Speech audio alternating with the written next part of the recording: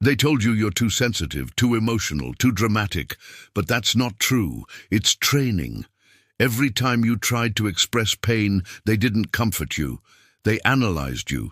They watched how long it took before you started apologizing for feeling.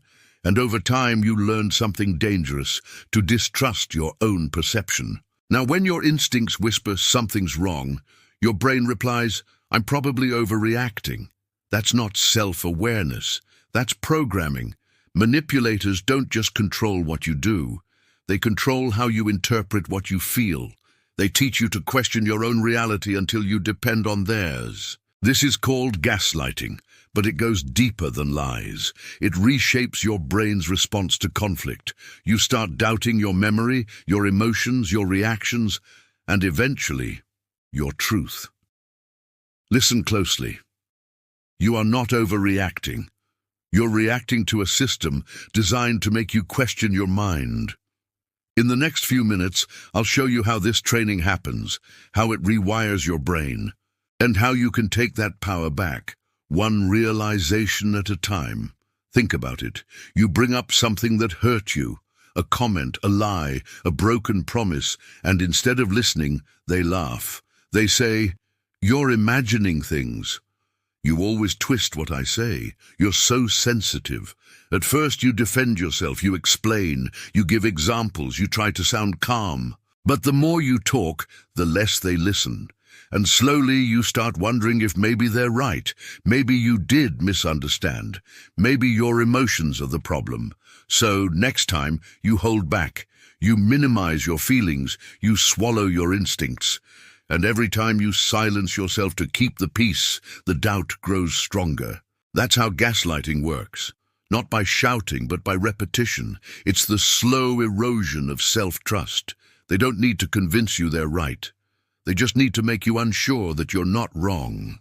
And once that seed of doubt takes root, they don't even have to manipulate you anymore.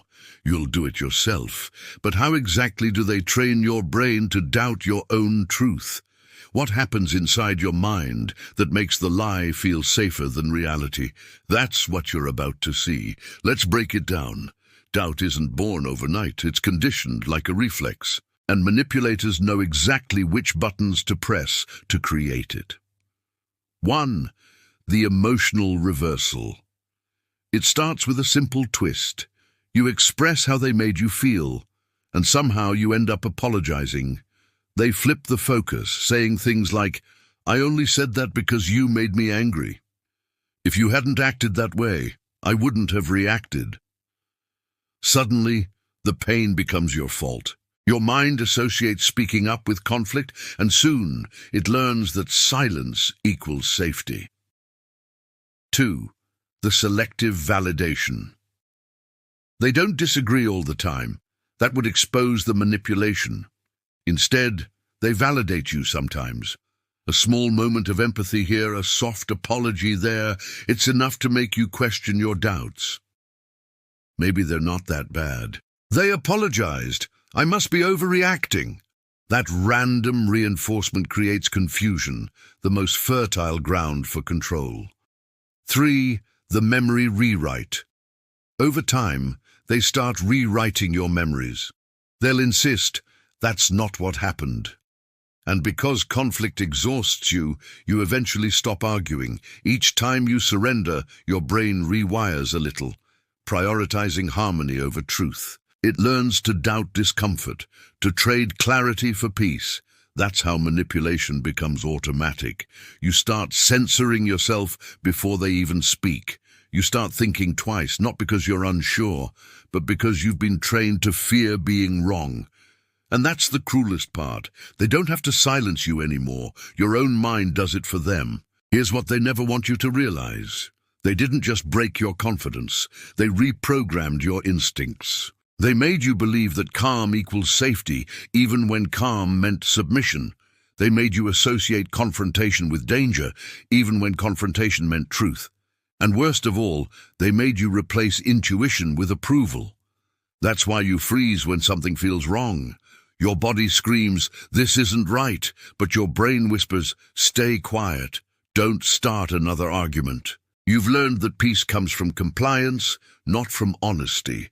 But here's the truth, you are not overreacting. You are reacting to manipulation that's been rehearsed and perfected over time. They built doubt inside you because doubt is control. Think about it. If they can make you question your emotions, they don't need to defend their actions. You'll do it for them. You'll analyze yourself, punish yourself, and rewrite the story until they look innocent. That's not awareness, that's captivity. And the only way out is to flip the lens. Start believing your reactions again.